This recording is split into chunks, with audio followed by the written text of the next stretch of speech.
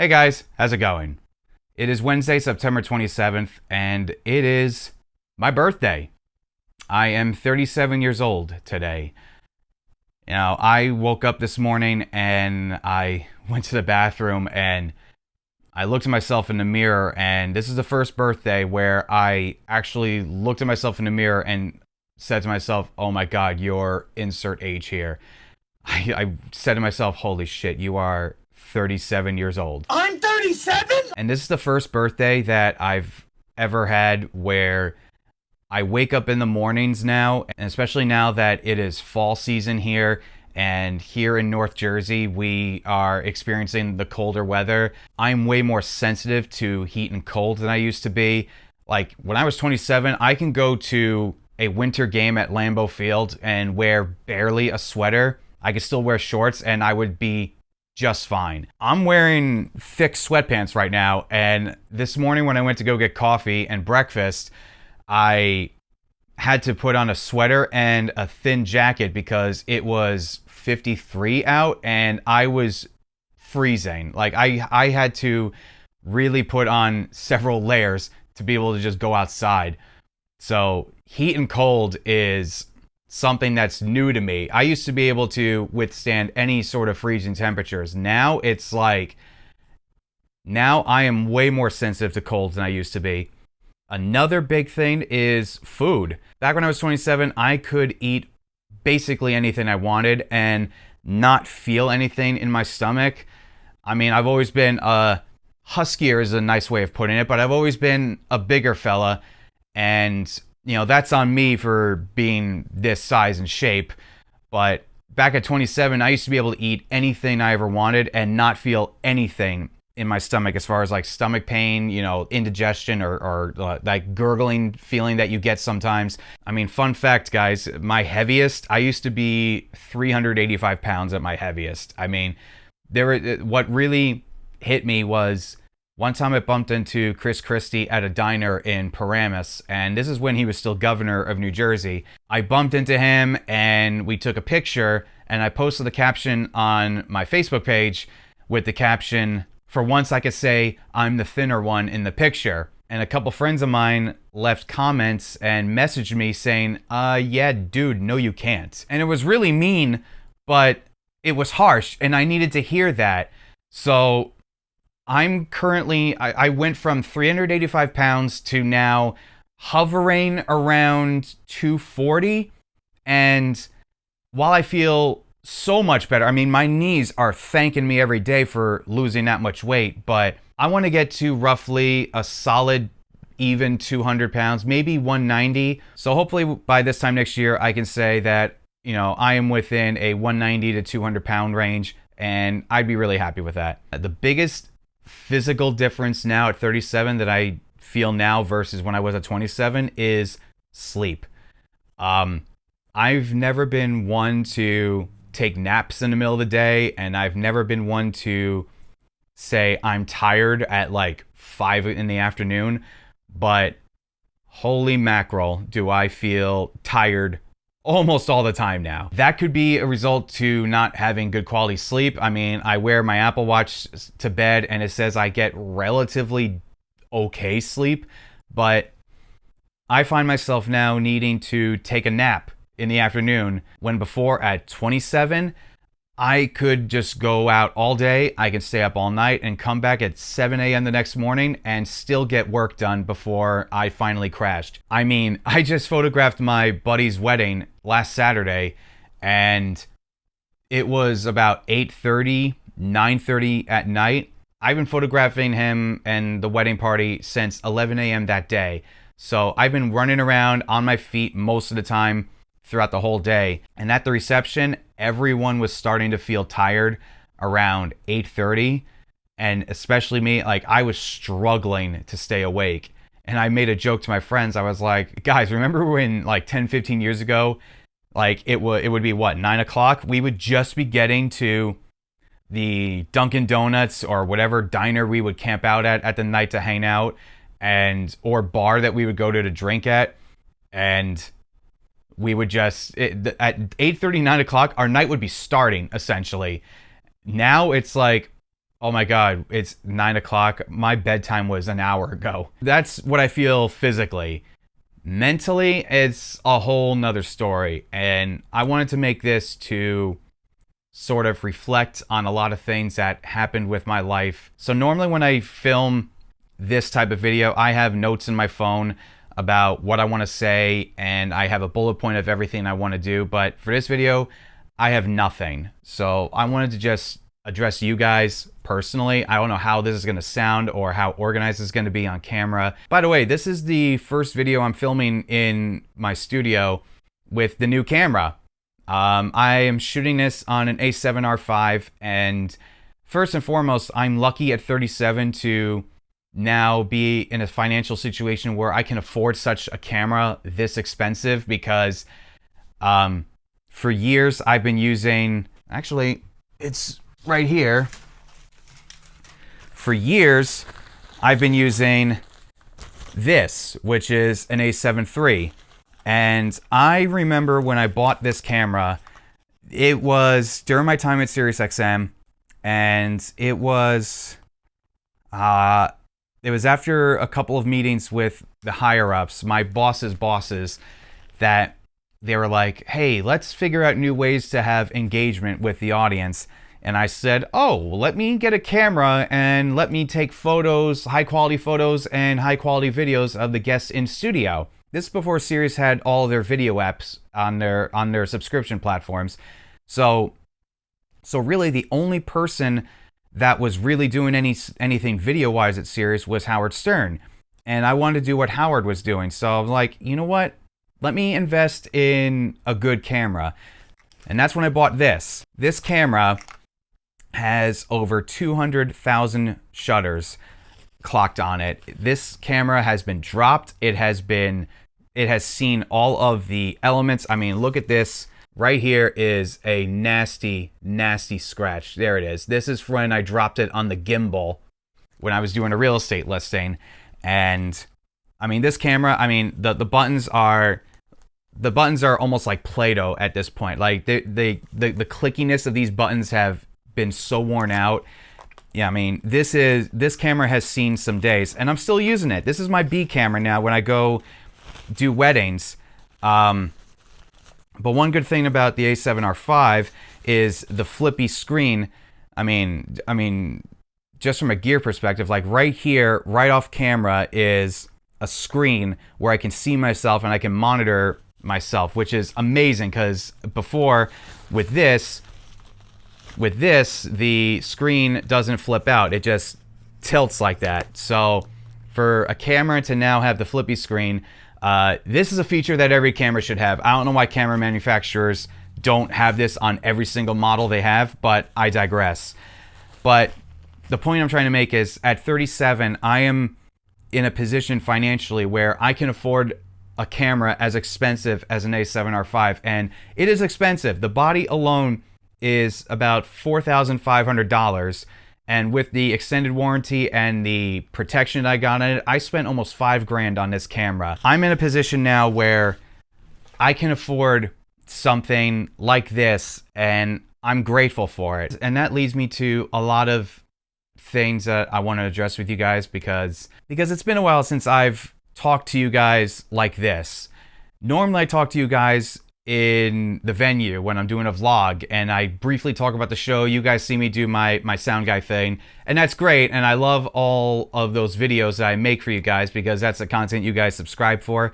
But for this video, I just want to just be me and just talk to you guys. See guys, in the last 10 years, I have learned some key, valuable life lessons that if I travel back in time at 27, I wouldn't have known these life lessons. Even if I asked someone who knew these lessons already, I wouldn't have listened. And I would have just been a dumb, naive 27-year-old kid, essentially. I was still a kid at 27. You know, at 27, I was still working nighttime as a security guard. And that was during my second go-round at college. Jesus, 10 years ago today, I was in the final year of my associate's program at Bergen County College. I was learning how to network with people, and I was learning new things about networking and audio production that I never learned just learning on my own. I came into the second go round of school as a hothead, know-it-all, overconfident, very naive individual because I worked with bands roughly 5 to 7 years prior, and I self-taught myself on everything I knew at the time. And as it turned out, I loved my associate's program because it led me to a lot of working relationships with people that I still have today, and it led to my job at SiriusXM. And from that job at Sirius, as crappy as it ended, it led me to everything I have now. So had I not gone back to school and gotten my associates, I don't know where I would be today. Knowing me, I probably would have been too stubborn, and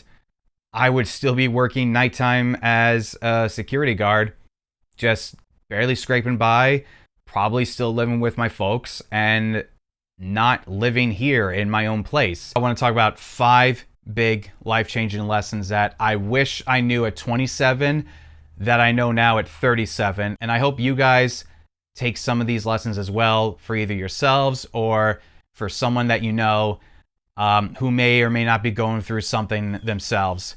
And these I did write down. Number 1, don't take the initiative unless you're being paid or compensated in some way that satisfies you. Well, what do I mean by that? It goes back to how I was fired from SiriusXM, which, without telling a very long-winded story, I was fired because I ran the Busted Open YouTube channel, and I got the okay to do everything on that channel. And when the company started doing their own video app, my boss threw me under the bus and pretended that she had no idea what was going on, even though everyone in the company knew what I was doing.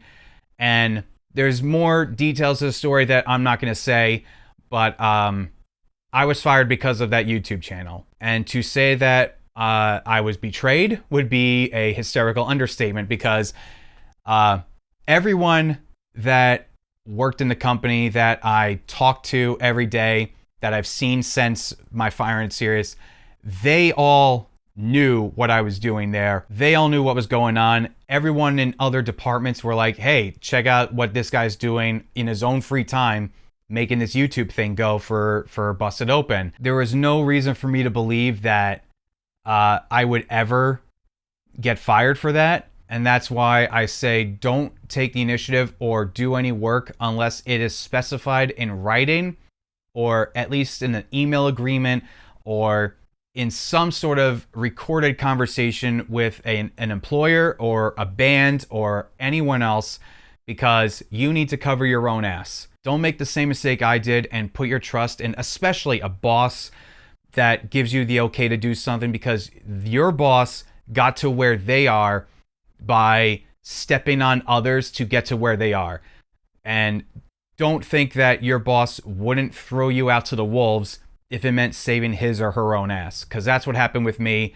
That's what happened with my old boss, and she came off as a friend, earned my trust for years of working for her and working with her on other projects and shows and on that channel.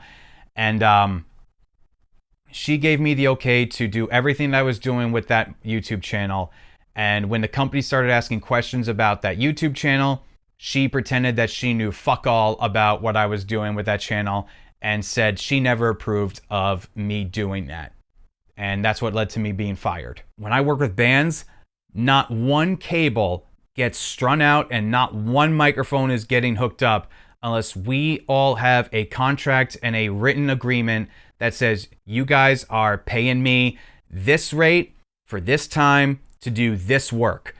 And no band gets anything unless my payment is made and you guys satisfied your end of the bargain financially to me, and that contract is fulfilled by both me and you, the band. There are one too many times where I have been burned, where I did all this work for a band, I send over a mix, and I've never been paid, trusting that they would pay me. Glenn Frigger has an amazing video where he lists things that every aspiring home audio engineer should follow if they're ever going to make a living doing this by working with bands. Number one thing is don't give anything out or don't do any work unless you are guaranteed to be paid, and don't hand out any work unless you are paid. Lesson number 2, don't ever work for free. Now this is sort of contradictory to itself, because if you're starting out mixing and you want to get bands, no band is going to pay you what you deserve and what you're worth if you don't know what the fuck you're doing. And if you're in school right now, chances are all the practice sessions that you're doing are using really high quality gear with pre-recorded tracks made by really good musicians on really good instruments. So that is different from the real world, where you will encounter bands that the drummers don't know how to tune their own drums, the guitar players don't know how to get a good tone out of their amp, the bass player doesn't even know how to play, and the singer thinks he's Freddie Mercury reincarnated when he can't sing to save his life. In the real world, you're going to encounter bands that don't know how to play at all, and you as the engineer are going to be expected to work with their budget, which is $0, and you're going to be expected to give them high quality professional results. Now for drums, we live in an age where you can take a really crappy sounding recorded track and just replace everything with samples and get a decent result with that. There are entire YouTube channels that are dedicated to talking about drum sample mixing. So you can almost cheat your way to get good drums in any mix situation. And most modern amps can go direct, so you can get really good sounding results without having to actually learn how to mic up an amp, how to get a good direct sound from a bass amp or mic up a bass cab. And you definitely can get great results working with drums by just replacing them with samples, but that also means you have to get a band to actually want to work with you. Bands choose who they work with based on their eyes more than their ears. If a producer says, oh, I got this, $5,000 Ludwig kit, and I got all these vintage Marshall amps, and I have a Soldano 100, on my rack. A lot of producers love to flex with gear, and a lot of bands go to them like moths into flames. So what you need to do to just get yourself started with this is find a band. You most likely have a friend that knows someone that's in a band, offer to record 1 or 2 songs of them as a demo for free. That way you get to sharpen up your skills, you get a chance to experience what working with bands is really like, and you get to have something that you could put on your website, or if people still use SoundCloud these days, put it up on a SoundCloud page. Do something to get samples of your work out there, so that way when you do send out work to bands to get them to work with you, you can just say, hey, I did this, this, and this, and send them your samples. While I still maintain you should never ever work for free, when you're just starting out, it's okay to do 1 or 2 songs for free just so you can get the materials to start practicing and getting yourself started. But once you're going on and you're starting to do this and you get your skills up a little bit more where you can actually get some good results and bands actually want to work with you, don't ever work for free, because bands will take advantage of you and they actually will not respect you if you're not charging them. I personally charge $25 an hour for tracking, and depending on the song, anywhere between $100 to $300 a song to mix. And for mastering, I charge anywhere between $100 and $200 a song. But again, I work with budgets. And one thing that separates me from a lot of studios around here is the way that I charge studio time is I start charging studio time for when I hit record. I don't believe that bands should pay for the hour or 2 hours it takes me to get the drum kit all tuned up and mic'd up ready to go. Bands shouldn't have to pay for that time. That's on me to get the drums ready to record. I start charging bands $25 an hour when I actually start recording them. And even though a lot of studios in my area charge $25 an hour to $35 an hour, they have policies where you have to book at least 4 to 5 hours at a time. You have to pay for setup time, you have to pay for engineer, you have to pay for, gear rental, you have to do a whole lot of stuff. Me, it's just a flat rate, $25 an hour, and it starts when we actually start recording. And even today, bands refuse to pay that money because I don't have a mountain of gear. I have plants behind me, I don't have amps. So bands are less inclined to work with me versus someone else who would have, a Soldano amp instead of Bob Belcher behind me. People hire people based on what they see, not what they hear. Unfortunately, that's a way of life, but that also gives me the opportunity to work on other things with my life that actually do pay well, like photography, like doing video work, like working at the music venues, like doing real estate work. This pretty much all ties into lesson 3. Don't work with a band or employer unless specific job duties are written out. Pretty self-explanatory. This is what I've kind of already said. You don't want to agree to do something unless it's part of a written agreement. So if you are with a studio or you want to work with a band, you issued a contract saying, look, we're going to do this, this, and this. I'm going to provide services doing this, this, and this. If you agree to pay this much money, are you paying me hourly? Are you paying me in one lump sum after the work? Are you paying me after every session? Whatever job it is that you're doing, don't do it unless there is written agreements in the contract. One of the big things that led to my firing at SiriusXM, where I said that my boss threw me under the bus and covered her own ass, what led to that was me and other associate producers and executive producers being brought into conference rooms and shown useless presentations that they called producer workshops. Basically, what this means from SiriusXM and any corporate America job, it's them disguising the message of you need to do more than what we're paying you for if you want to get noticed in this company. Meaning, if your job is working in the mailroom and your boss says, oh, you need to take the initiative and also put coffee on certain people's desks. Or you work in a kitchen as a prep cook, and instead of the restaurant providing you with the ingredients you need to prep for service that night, they're asking you to go to the grocery store and use your own money to get ingredients. Oh, you have a great dish idea? Well, why don't you go out and buy the ingredients and make it for us? So I guess what I'm saying, guys, is if you're working a day job and you just hate that day job, or if you're planning out stuff with a band and you can do more than what they want, an example being bands know I photograph and they know I'm a photographer, and they ask all the time, hey, can you take a couple pictures for us?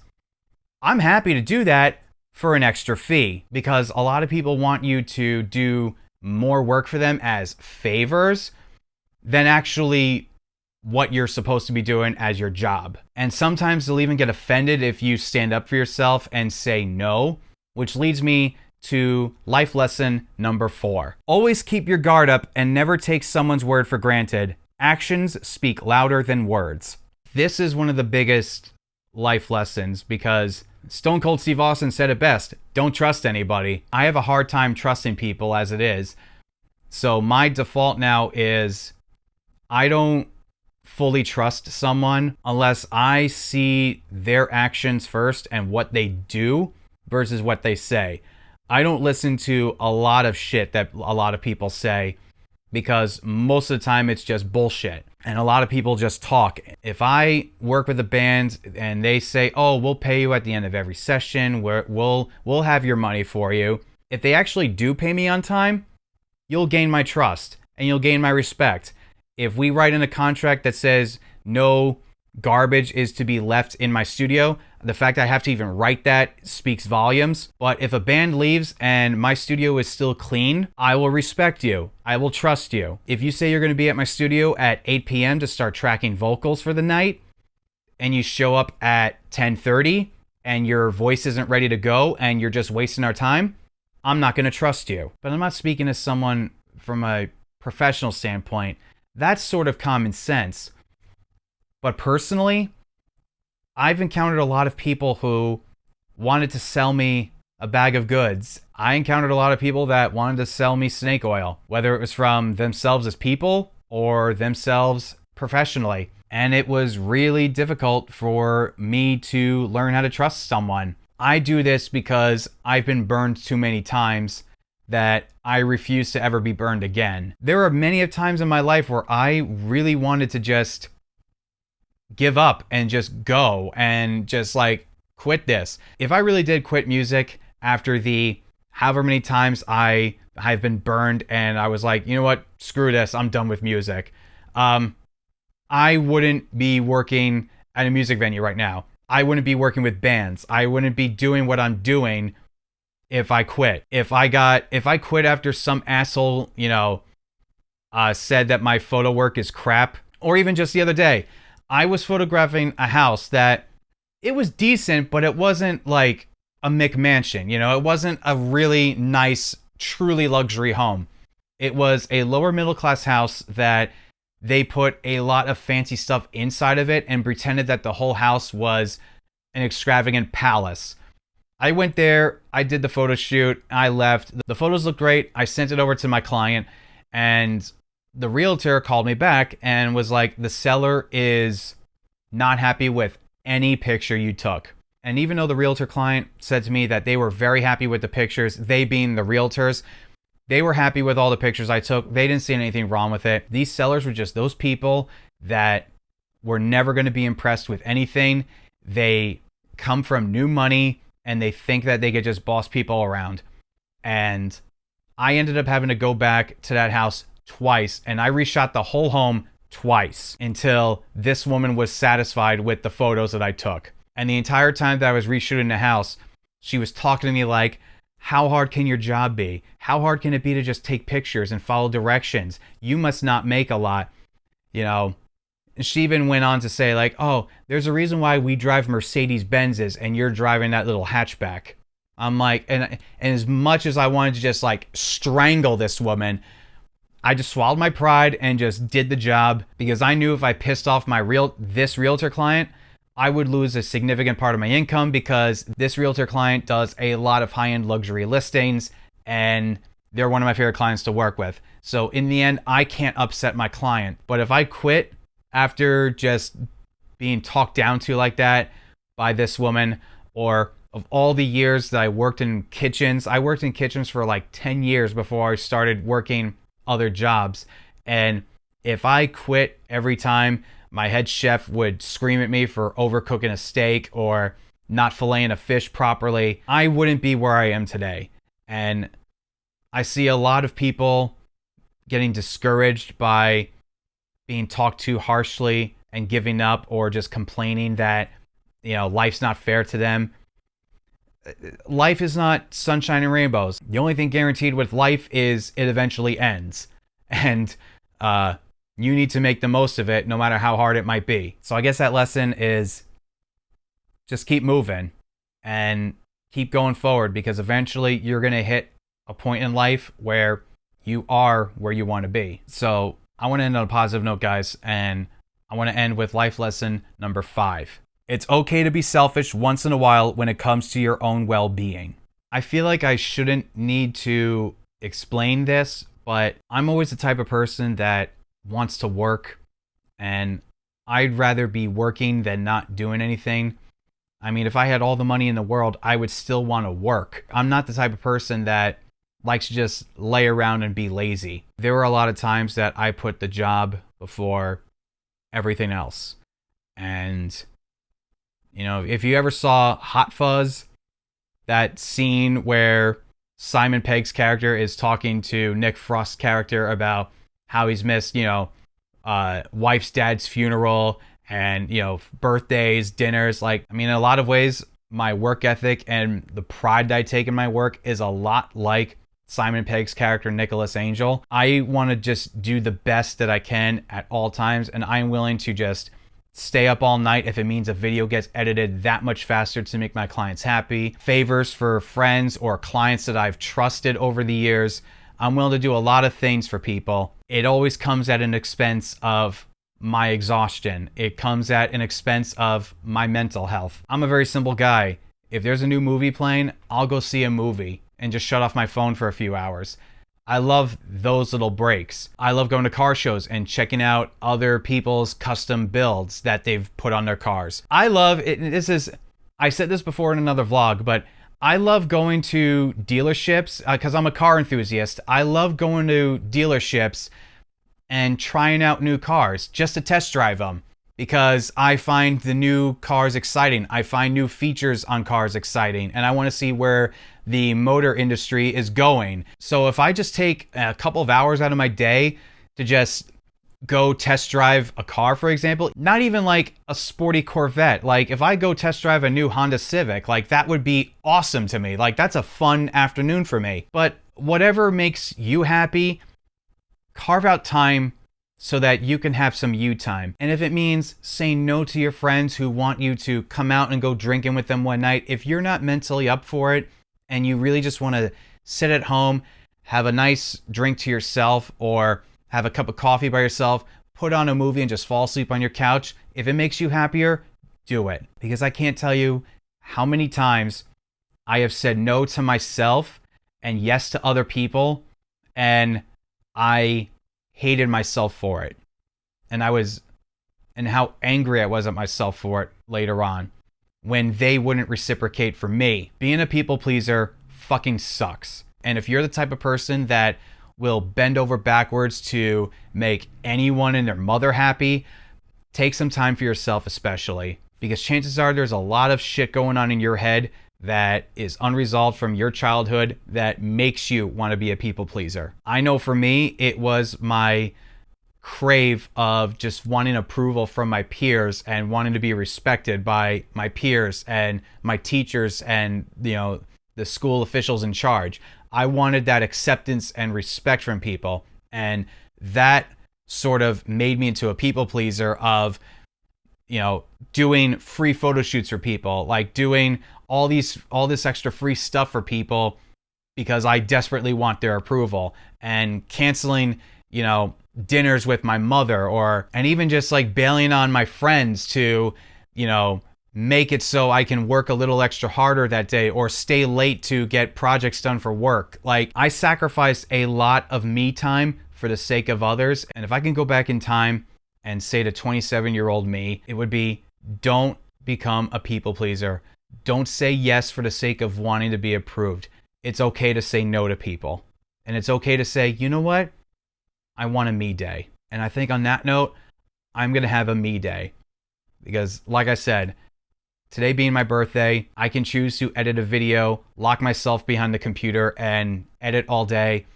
But I think what I'm going to do is I'm going to sit around, catch up on Ahsoka, which, by the way, I'm watching Ahsoka now. I'm on episode 3. And even though I know what happens in episode 5, I already know what happens, I'm really liking Ahsoka. So I think I'm going to catch up on Ahsoka, and I'm going to go out to dinner with my mother tonight.